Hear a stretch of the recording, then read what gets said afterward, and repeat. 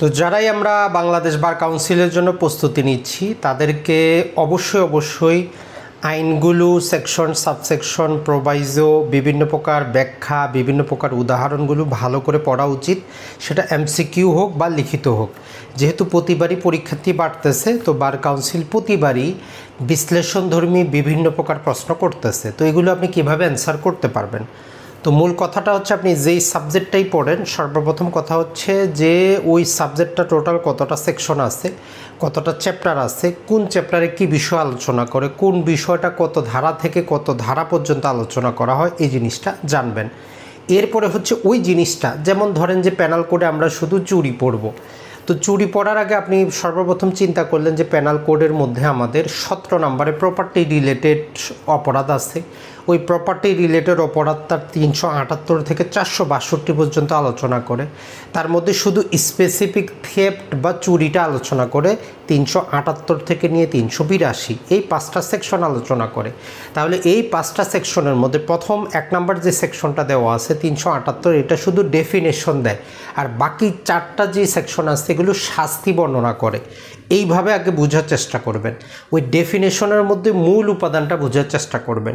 যেমন থেফট বা চুরি বলতে প্যানাল কোডে বোঝায় যে যদি আপনি কি করেন কোনো ব্যক্তির দখলে থাকা সম্পত্তি, আর ওই সম্পত্তিটা মুভেবল প্রপার্টি, তাহলে আপনি পড়বেন এভাবে: কোনো ব্যক্তির দখলে থাকা মুভেবল প্রপার্টি তার সম্মতি ছাড়া যদি অসাধু উদ্দেশ্যে অন্য কোনো ব্যক্তি কি করে স্থানচ্যুত করে সেখান থেকে সরায়, আইনের ভাষায় চুরি সংগঠিত হয়। এটাকে বিশ্লেষণ করলে আপনি 5টা উপাদান পাবেন। এটা ডিসঅনেস্ট ইন্টেনশন থাকবে, এটা মুভেবল প্রপার্টি হবে, এটা কারো দখলে থাকবে, যে ব্যক্তি দখলে ছিল তার সম্মতি ছাড়া সেইটা স্থানচ্যুত করা হবে।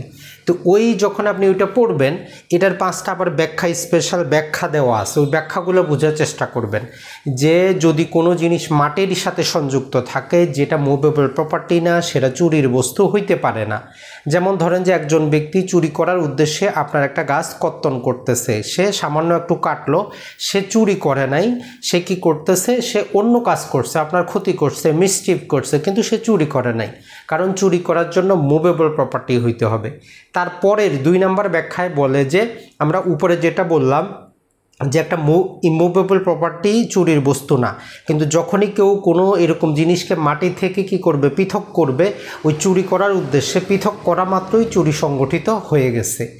এর 3 নম্বর ব্যাখ্যায় বলে যে যদি কোনো ব্যক্তি কি করে কোনো একটা জিনিসকে কোনো বাধা বা কোনো জিনিস সাথে আটকিয়ে রাখা হয়েছে, আপনি যদি ওই বাধাটা বা আটকানোটা কি করেন, সরিয়ে দেন, তার মানে আপনি কি করলেন, ওই চুরি করার উদ্দেশ্যে যখন এটা করবেন তার মানে আপনি সেখানে চুরি সংগঠিত করেছেন, স্থানচ্যুত করেছেন।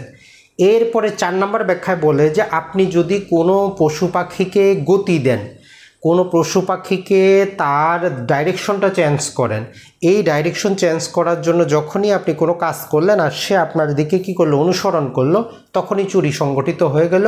ওই পশু পাখিটা অথবা তার উপর, ওই পশুর উপর যদি কোনো জিনিস থাকে, উভয়টাই আপনি সরিয়েছেন বলে ধরে নেওয়া হবে।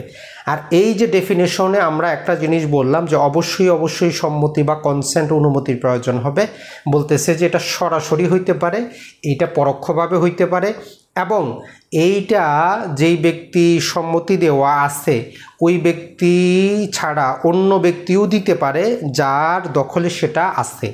এই 5টা ব্যাখ্যা পড়তে হবে। এরপরে আপনি যখন বেয়ার একটা পড়বেন সেখানে 16টার মতো বিভিন্ন উদাহরণ দিয়ে আপনাকে বুঝিয়েছে যে চুরি জিনিসটা আসলে কি। এই 16টা উদাহরণ থেকে আপনি যদি মূল কনসেপ্টটা নিতে চান, বলে যে চুরির জন্য মালিকানা কোনো বিষয়বস্তু না, জমির মালিককে বা প্রপার্টিটার মালিককে এটা দেখার বিষয় না, আপনি নিজের সম্পত্তির নিজেও কি করতে পারেন, চুরি করতে পারেন। এমনকি আপনি গিফটের মাধ্যমেও চুরি করতে পারেন। যেমন কোনো বিবাহিত মহিলা যদি কি করে স্বামীর অনুমতি ছাড়া তার জিনিসপত্র সেগুলো তার লাভারকে গিফট দেয়, আর ওই লাভার জানে যে এগুলো তার স্বামীর সম্পত্তি, যেগুলো তার দেওয়ার মতো এত যে দামি জিনিসগুলো দেওয়ার অনুমতি নেই, তখন আপনি যে জিনিসটা গিফটে পাচ্ছেন সেটাও চুরি হইতে পারে। আর যদি আপনি রাস্তাঘাটে অন্য কোথাও কিছু পান যেটা কার দখলে নেই, সেটা চুরির জিনিস না। তো এইভাবেই টোটাল যদি আমরা দেখি 16টা যে আপনার বিভিন্ন প্রকার উদাহরণ দেওয়া আছে, এটা পড়লে মূল বিষয়বস্তু এটা বের হবে। এরপরে আসি, এখন 4টা সেকশন আছে যেখানে শাস্তি আলোচনা করে। এখন এই যে 379 নাম্বার সেকশন, এটা জেনারেল চুরি, পথে ঘাটে রাস্তাঘাটে যেখানে সেখানে চুরির জন্য জাস্ট বলে যে আপনার শাস্তি হইতে পারে, জরিমানা হইতে পারে, অথবা উভয়টাই হইতে পারে। এখন এই শাস্তি কত বছর এটা কিন্তু মনে নাও আপনার থাকতে পারে।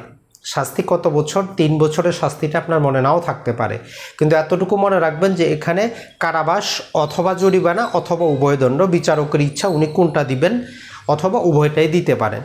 কিন্তু যখন আপনি এই 380-তে যাচ্ছেন তখন বলে যে যেখানে মানুষ বসবাস করে, বিল্ডিংগুলা, যে কোনো তাঁবু, কোনো জলযান, অথবা যেখানে মানুষ কী করে গোডাউন গুদামঘর আছে, প্রপার্টি রাখা হয়, এইরকম জায়গায় যদি কেউ চুরি করে তার শাস্তিটা কিন্তু বেড়ে যায়।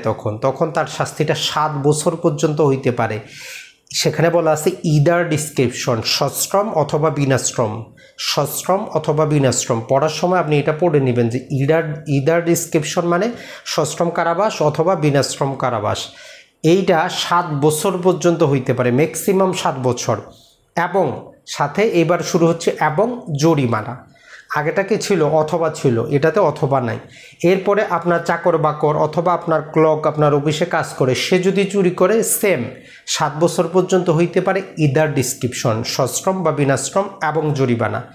এবং সবচেয়ে গুরুত্বপূর্ণ হচ্ছে 382-তে যখন আপনি পড়তে যাবেন, 82-তে শাস্তির পাশাপাশি 2টা উদাহরণ দিয়ে আপনাকে বুঝিয়ে দেয় যে যখন আপনি চুরি করার জন্য এমন প্রস্তুতি নিয়ে যাচ্ছেন যে ওই চুরি করার সময় আপনি কারো মৃত্যু ঘটাবেন, কাউকে আঘাত দিবেন, কাউকে আপনি আটক করবেন, রিস্ট্রেন করবেন, এই প্রস্তুতি সহকারে যদি যান তখন আপনার শাস্তিটা সেখানে বলেই দিচ্ছে রিগারাস ইমপ্রিজনমেন্ট, একদম সশ্রম কারাবাস 10 বছর পর্যন্ত হইতে পারে। তো এইটা জাস্ট যেমন আপনি চুরি করতে গিয়ে একটা পিস্তল নিয়ে গেলেন, তো এই জাস্ট পিস্তলটা নিয়ে যাওয়ার কারণে আপনার শাস্তিটা বেড়ে যাবে। অথবা আপনি চুরি করার সময়, এই যে চুরি করে যখন যাচ্ছিলেন, চুরি করার সময় এবং সেখান থেকে মালগুলো নিয়ে আসার সময় যদি কাউকে মৃত্যু ঘটানোর ভয় দেখান, আঘাতের ভয় দেখান, আটকের ভয় দেখান, তখনও কিন্তু আপনার শাস্তিটা কি হবে, 10 বছর পর্যন্ত সশ্রম কারাবাস হইতে পারে। 2টা উদাহরণ দিয়ে সেখানে খুব সুন্দরভাবে বুঝিয়ে দিয়েছে যে ধরেন যে আশেপাশে যে কোনো জায়গা থেকে আপনি চুরি করবেন দিনের বেলা, এখন আপনি আপনার আরও 2 জন বা 3 জন যে আপনার সহযোগী আছে এদেরকে বললেন যে ওই ব্যক্তির আশেপাশে থাকার জন্য আপনি চুরি করতে যাবেন, যদি ধরা পড়েন তারা যাতে আপনাকে কি করে উদ্ধার করে নিয়ে আসে। এই যে একটা প্রস্তুতি নিয়ে গেলেন, সেখানেও আপনার শাস্তিটা 10 বছর পর্যন্ত হয়ে যাবে। আরেকটা উদাহরণ দেওয়া আছে যে আপনি চুরি করতে যাচ্ছেন, আপনি কাপড়ের নিচে পিস্তলটা নিয়ে গেলেন, এর নিয়ে যাওয়ার উদ্দেশ্যটা কি, উদ্দেশ্য একটাই, যদি কেউ বাধা দেয় আপনি তাকে গুলি করে দিবেন, মেরে ফেলবেন, তো তখন আপনার শাস্তিটা 10 বছর পর্যন্ত রিগারাস ইমপ্রিজনমেন্ট, সাথে আপনার জরিমানাটাও চলে আসে। এবং এই যে চুরি করার অপরাধের শাস্তি আমরা দেখলাম, কিন্তু চুরি করার অ্যাটেম্প টু থেফটের শাস্তি এখানে দেওয়া নাই। এই জন্য তখন 511 ধারা অনুযায়ী আপনাকে কি করতে হয়, সেখান থেকে ধরে নিতে হবে যদি কেউ চুরি করার চেষ্টা করে, অ্যাটেম্প করে, তাহলে তার শাস্তিটা মূল শাস্তির অর্ধেক হবে। এই 511-তে 2টা উদাহরণ দেওয়া আছে, দেখবেন যে কেউ আপনার মানিব্যাগে হাত দিল, টাকা পেল না, সে অ্যাটেম্প টু থেফট করলো, তো এটার জন্য 379-র যে 3 বছর আছে তার অর্ধেক শাস্তি হবে। এবং আরেকটা উদাহরণ দেওয়া আছে যে কেউ আপনার বাসায় প্রবেশ করলো, আপনার জুয়েলারিটা ওপেন করলো, সেখানে কি জুয়েলারি নেই, সে চুরি করতে পারলো না, তো তার জন্য তখন 380 প্রয়োগ হবে, অর্থাৎ 7 বছরের অর্ধেক 3.5 বছর কিন্তু তার সাজা হবে। তো যখন আপনি এইভাবে চুরির প্যাকেজটা পড়বেন, একই রকমভাবে আপনি যখন দস্যুতা পড়তে যাবেন, ডাকাতি পড়তে যাবেন, ধর্ষণ পড়তে যাবেন, অথবা অন্য প্রপার্টি রিলেটেড অথবা মানবদেহ রিলেটেড অপরাধগুলো পড়বেন, এই জিনিসগুলো যাচাই করবেন। তাহলে সর্বপ্রথম 17 নাম্বার চ্যাপ্টারে আলোচনা করে, তার মধ্যে 378 থেকে 382 আলোচনা করে চুরি, 378 ডেফিনেশন দেয়, 5টা উপাদান আছে, 5টা ব্যাখ্যা আছে, 16টার মতো ব্যাখ্যা, এই যে উদাহরণ দেওয়া আছে, 4টা সেকশনে শাস্তি আলোচনা করে, সাধারণত 3 বছর অথবা জরিমানা অথবা উভয়। আর যদি নিজের লোক, আপন লোক, ঘরের লোক নিজের ঘর থেকে যদি চুরি করে সেক্ষেত্রে 7 বছর পর্যন্ত ইদার ডিসক্রিপশন, সশ্রম বা বিনাশ্রম। আর প্রস্তুতি সহকারে যদি আপনি চুরি করতে যান, মৃত্যু ঘটানো অথবা আঘাত অথবা আটক করার, সেক্ষেত্রে আপনার শাস্তিটা সশ্রম কারাবাস 10 বছর পর্যন্ত, সাথে জরিমানাও হইতে পারে। আর অ্যাটেম্প টু থেফট 511। এইভাবে যদি আপনি প্রতিটা জিনিসকে নিজের মতো করে ছোট ছোট করে নোট করা শুরু করেন, আপনি কোনো পরীক্ষায় ঠেকবেন না। প্রতিটা আইনকে এভাবে পড়ার চেষ্টা করবেন। আপনাদের জন্যই আমরা নিয়ে এসেছি ফাউন্ডেশন বেস। যোগাযোগ করতে পারেন, চলবে নভেম্বর পর্যন্ত।